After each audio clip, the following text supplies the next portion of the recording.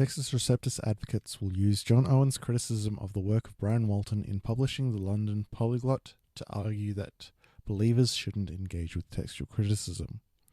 John Owen was a nonconformist minister and a theologian of the post-Reformation era.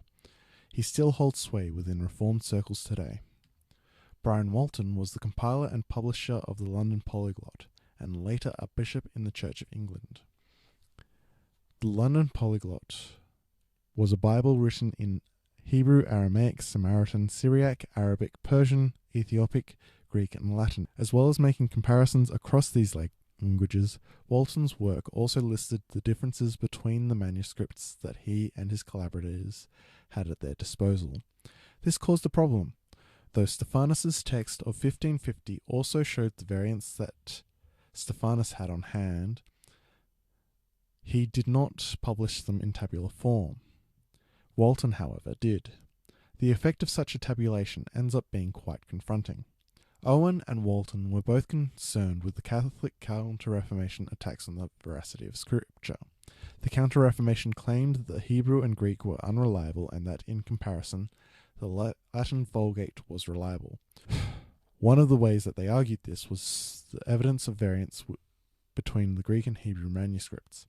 It is evident in Owen's review and response to the publication of Walton's work that these arguments by Catholic Counter-Reformationists and other critics of the Protestant movement were far more pressing on his mind than the work itself. His concern is primarily fixed upon these arguments and not the existence of the variations themselves. Perhaps what is more interesting for us is Owen's view of scriptural transmission. His view is that of an unbroken line of transmission between authoritative copies held within churches that personal copies were then made from. Such a view certainly coheres with some of the practices that were current or being phased out. Bibles, even printed one, but especially well-done handwritten ones, were expensive. Such a expense would lend itself towards having one copy per church rather than what has become common for us today of one copy per person, if not more.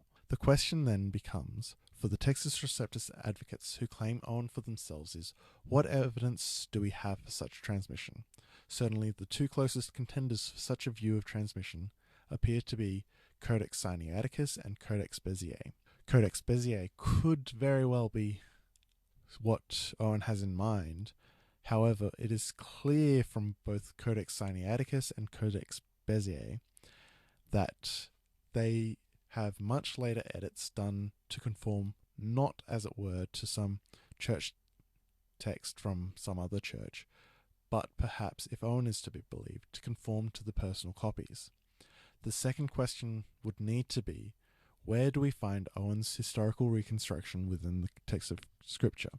Where is there, within Scripture, a call for there to be a central church copy of Scripture that is then used to make personal copies? Or, if we are to not use Owen as the standard for a Reformation theory of textual history, then whom within the Reformation period enunciates and displays the textual method that we should employ?